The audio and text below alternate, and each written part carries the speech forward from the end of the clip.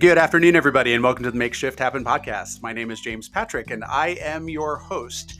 Here it is our mission to fuel passion, expose purpose, and motivate actions that inspire a new way to be through interactive coaching, motivational speaking. And today, our special guest is Mr. Fred Martinez. And so I reached out yesterday on Facebook to find some new guests for the podcast. And the topic today I had kind of wanted to focus on was around mental toughness. And there's a lot that's to be said around that particular topic. But Fred, I want to give you a moment to kind of introduce yourself, kind of a little bit of your background, and then we can kind of dive into the topic and what it means to you. Does that work? It works out perfect. All right. So thanks for coming on. So tell us a little bit about yourself, sir. Let me see where to begin on this. I have been an athlete for 4 decades in my life, as well as going from becoming a underdog to becoming a champion, a person that was overlooked, unseen, that type of thing, and kind of developed utilizing a lot of the tools of mental toughness, being able to use that as fuel in order to help propel me to get what I want out of life. As well as I have been an engineer for 3 decades in my life, so I kind of blend in both worlds. I have also, to learn more about self-development, I started going down the process of taking courses within self-development, and started doing stuff with different organizations, as well as I became a master practitioner in neuro-linguistic programming. So I kind of figured success leaves clues, if you want to go ahead and go with the philosophy of what Tony Robbins has. And I know NLP uses that phrase a lot. And so I figured, hey, if I want to be the best, why don't I learn and see what the best is doing? And so that's the reason why I started learning more about neuro-linguistic programming. And then I ended up writing a book about the whole thing about my life. I ended up making it into an acronym, which is FRED, stands for Focus, Resilient, Energetic, and Driven. And that's the 4 traits to have to become unstoppable. That's actually pretty awesome. So I just kind of going back to what you started with, you had mentioned that you kind of were the underdog and you were kind of unseen, and yet you've come out on top as this champion. You've come out as this professional. You've kind of done a full circle moment. So for somebody that's kind of at the beginning of this journey, or, doesn't even know where to start, and when thinking about like your own resilience and mental toughness and the journey that you've been on, what would you say is a good space for, people to begin the journey, to start moving in a direction that's really going to support them? I would say everything all starts with movement in life, because I realize that we tend to look at comparisons. Like, I'll use like an example on social media. We look at other individuals and we maybe get that envious, that jealous. If you eliminate that enviousness and that jealousy and just start looking at it as, what are they doing? Reframing things. How are they getting successful? And actually inviting and having a conversation with them, because then it kind of gives you a tool of like, wow, look at this person, they're doing this, but you don't know what's going on beneath. How did they get that success? And you see their pattern, you can see their instructions, you can see their, I guess you would say, their roadmap on how a person can become that successful or whatever they want out of their life. That's actually really cool. So one of the things that I know I coach people around is just that, is not going into a space of comparison with others. And yet the only way that we can truly grow and learn is really by doing just that, finding mentors, finding role models, doing the research of, those that have jumped before us. Because, you can tell me what your thoughts are on this. I always think that people that truly want to succeed or want to see others succeed, they're not afraid to help others, to lift others up, to help them on their journey, because I do firmly believe there is enough for everybody in this world, and that, we don't see other people as competition per se. If we've reached this point of success, like you've been building for yourself, there's this desire to want to lift others up who want the same in their own way. Would you agree? I agree. When you said the key thing, it's not competition, it's collaboration. When we learn to collaborate with each other, because there is more than abundance around us. When we live that lack, and it has this negative energy in you, and it kind of like it's an anchor and it's pulling you down. And when you have this abundance in your life, that there's more than enough for everybody, because each person is unique like their fingerprint, and everybody brings something different to the table. When I hear people talking about mental toughness, you can go into that whole thing of like, well, I know more than you because I've done this or I've done that. And I'm like, let's go and have a different perspective, because their perspective is different from their view of the world, and as well as my view of the world is going to be different. And when we all learn to collaborate with each other, we all can achieve and rise to the top. Exactly. That's a beautiful way of wording it, and it's all in the perspective that we choose to give a lot of our life happenings, so to speak.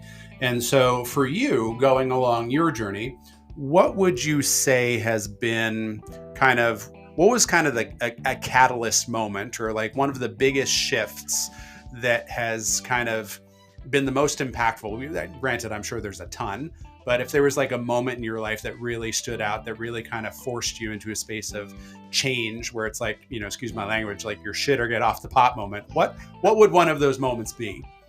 Okay, so we all have things in our life that causes us to move from one direction to another direction. And I would say that I've always lived my life a certain way. I use like the negative energy in my life to use that to kind of propel myself. When I say, for example, I ended up getting cut from the sophomore basketball team, and it wasn't the story of Michael Jordan where it's like I became the successful basketball player. No, I went to the coach, and I told him, I said, I saw that all these athletes got ineligible. I would love to play on your team. Coach basically told me, you're too small to be playing on my team. So I ended up using that as a fuel to become faster. I became a Division I track athlete, and I used that negative energy to kind of work harder and faster. But the one caveat I could just say that propelled me into bigger greatness was going from my divorce, and found out about my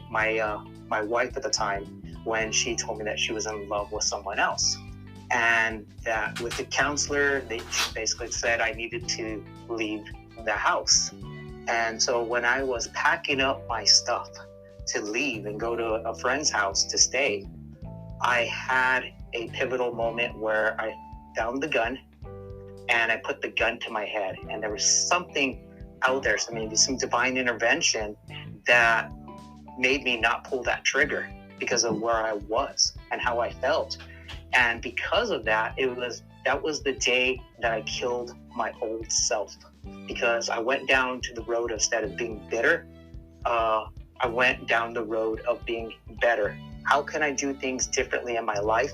I learning from my divorce on how I can become a better individual, how to be a better communicator, how to be a better listener, and just learning from my mistakes that I can give to others as a way of teaching other people, of saying, hey, this is what I've done and this is what would happen, and if you continue going down this path, this isn't going to give you what you really want. But everybody has to go through this journey, and when you go through this journey, that's when you're going to start having these discoveries. Like, I look at like the whole thing, what happened with my divorce, I look at it as it was a blessing, because it was a thing of like, it happened for a reason. I always believe in this whole thing of either a lesson. Your lesson is it's either for a reason, season, or a lifetime. And so I looked at it as that my ex-wife gave me something bigger than no one else can ever give me in my entire life. It was like the school of hard knocks on how I can become a better man, and I had to use that pain in order to push myself into progress. Beautiful. So that's some heavy stuff. And I think that's kind of the beautiful part about some of the work that we get to do, is that it's being vulnerable enough to share some of these stories, to where, as you said, it's, how do we go from being bitter to being better? and that it's shifting our perspectives from these, life happenings and seeing them as, the word I use all the time is kind of like, what are the blessings that we receive, the blessings and the lessons, and that you've been able to turn a lot of your experiences around, that it wasn't, errors, it wasn't mistakes, it wasn't missteps. It's a lot of times the perspective that we give these life happenings is, instead of saying, oh, I made a mistake, that was an experience. So, it just shifts our energy into a space of, okay, what, as you've shared, it's like, what can I do with this? How can I turn this pain point, or how can I turn this story or this life happening into a tool for growth, into a tool for empowerment? And would you say that through that process, that is essentially what adds to and defines how you see, mental toughness and focus and just kind of where you're at now? Yeah, I think the thing is like when you have a desired goal, what you want, and then you break down that desired goal into smaller little steps, that's when you're going to start getting a little bit more tuned into your focus. Because if you're just all over the place, you're scattered and you have no idea what you really want. And I think that's what really kind of gives you your mental toughness, is because your mental toughness is knowing that, look what I have accomplished, or look what I went through and I'm still here. Now, you putting things down to another different level of, look at our ancestors. Look what they had to endure, of the hardships that they had to go through in order for us to live in this life. And life is comfortable compared to our ancestors, where, longevity was probably like 30 years old back in the day. And you look at it as we have abundance of food, we have abundance of love and prosperity. That is it's just a matter of opening up this noggin and realizing everything's there for us to be taking. Yeah, it's kind of like going into that, use your story for, imprisonment or empowerment. And so, kind of speaking to your story, and I kind of want to get to this because of my curiosity point. So with everything that you've kind of been through and everything that you've learned, and kind of the resilience and the strength and the mental toughness that you've developed for yourself, kind of tell us a little bit about what inspired this book, and kind of give us a little bit more about what the book would do for somebody. Mainly, I looked at it as, I do not have children, and I'm at that age where I'm going to be 52, and I know people would say, oh, you're young, you can have children. I'm like, no, by the time I find somebody and this is the right person, and I have a child, we'll both be in diapers. So I look at it as this information here that I put in this book it's my legacy. It is my child. Or other books that I have that I'm putting out, those are my children. It's my wisdom. It's my guidance. It's something that I wanted to share with the loved ones that are around me. And so that was the main inspiration of writing this book, of just teaching other people of like how to overcome, because sometimes we need some kind of a bit of inspiration to achieve things. Because I looked at it as like, when I was in college, I realized that I had a learning disability. And because of that learning disability, I would transpose numbers, and then as well as I had a hard time trying to understand what was I reading. So I found ways and shortcuts to look at patterns, as well as looking at it as, how can I go ahead and actually look for other resources of individuals that would help me along the way in my journey. So I looked at it as, this information is teaching people. It's kind of like a roadmap. It's giving you some self-assessment questions. It's giving you like, what is it about focus? What is it that you're lacking from focus? What would happen if you did have focus? Kind of getting into more of a guide and helping you along the way, and giving you some tips. Like I'll use the example of productivity. There's a thing called the Pomodoro technique. And the Pomodoro technique is, you work for 25 minutes and then you end up taking a 5-minute break, and you do 4 quarters of that. Well, I changed it into the time quarter motion method, which is basically you do your work for 25 minutes, then you do a physical activity for 5 minutes. Because I've realized that when you're in motion, your body, you're resetting your state, and you're giving your ability to remember things, and you don't feel tired. And especially, say for example, you work for 25 minutes, then you do some air squats for 5 minutes, or maybe you do some quick arm movements, like you're running in place, or you walk around the block, walk around the building, and then you get back to being back to doing your productivity. It helps you along the way, and it's a change of pace rather than just saying, I'm going to crank out this for hours, because it gets mundane. Oh yeah, no, I definitely resonate with the movement component of things. And some people laugh at me just because in my office, I've got, my standing desk. So I've got the moments where I stand, and then I'll even do some squats at moments that I have space between meetings, or I'll go for a walk around the building just to get the sunlight in. And there is something to be said about just how it shifts the mindset, it almost instantaneously, right? And yet it's the little things that we forget to do, because, I think, and you can kind of chime in on this, that, some people kind of make wellness, well-being, mental health, they tend to think it's a bigger process or a bigger investment than it really needs to be. There are very simple things that we can do day in and day out, to support our overall well-being. Would you agree? Oh, I agree. And when you're saying it doesn't cost anything, people think that you need to get something elaborate. It's like, no, you're in charge of your own life. And however you do things, it is up to you. That's the way I kind of look at it in life. You just, being, like when we were talking about being in motion, when you're in motion, you start feeling better.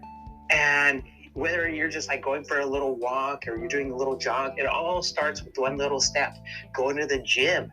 And I really love it when I see people making their New Year's resolutions, and I see people in the gym. And the thing is, I always encourage people that people who are real avid gym goers, and they see new people in there, and it's like, hey, you got this. I love seeing your struggle. I love seeing what you're doing. You're going to get there. Just giving them that positive reinforcement, they're going to be coming back. And what ends up happening is when you're giving that to them, you feel good about it. They feel good about it too. And it's just it's positivity. It's just giving out that positive energy to people, and you're going to get it back in return. Yeah, and I think that goes back to what we were saying before, as far as, the non-comparison.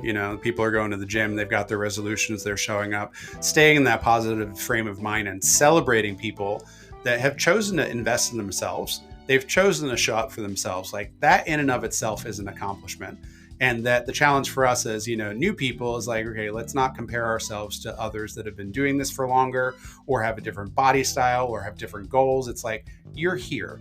Like, that's the celebration. That's the accomplishment. And the best thing that we can do is share that positivity, give it back, right? That's the definition of karma. It's like, what do you want to have come back to you?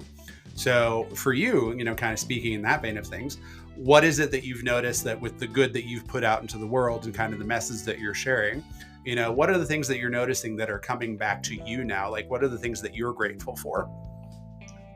I guess the way I kind of look at it as, this past year, I had a character building year where I got laid off from a big startup company. When you think of it as a big company, I was working for Blue Origin, and they canceled my project. So what I ended up doing was utilizing that time of just being grateful for the opportunity that's given to me, because all we have is this present moment right now. And focusing on stuff that's in the past, that is the what was, and then we have the what is, and then what is going on right now, and let's just focus on that. And that's where I kind of have more of an appreciation and gratitude for life in general, because when it comes right down to it, we don't know when the end is going to happen. I looked at it as my father, who ended up got diagnosed with pancreatic cancer. Doctor said he had 6 months to live. It turned out to be 6 days. So I look at it as having this appreciation for life. That's actually, staying in the now, being present. Exactly. It's we tend to lose focus because we either paralyze ourselves with the past, or we get so consumed with the future that hasn't happened yet that we get lost in forgetting that the only moment, like you said, the moment that we have is right now. And yet being to stay in a space of gratitude for that, and to be fully present with ourselves and with each other, because like I said, we don't know what's to come next. So if there was so before I kind of wrap and pack this, is your book out now, or what's the process with that right now? Yeah, the book is out. It's out. It could be found on Amazon. It can be found on barnesandnoble.com, as well as I believe it's on walmart.com. So it's like when I tell people, like, hey, I made it on walmart.com, I hit the pinnacle of life there. Love it. Absolutely love it. Yes. Beautiful.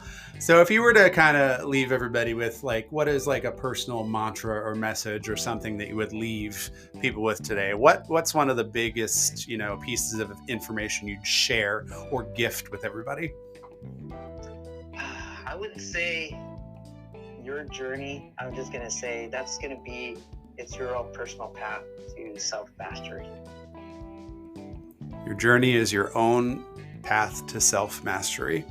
So I love having these conversations, because I think just bringing in new perspectives, just, a lot of times, when I post some of these things and I put it out there, we don't know what type of messages people are getting or what they're listening to. And yet you always have those people that we share our message and we realize somebody's going to get something. Somebody's going to receive the message that they need today.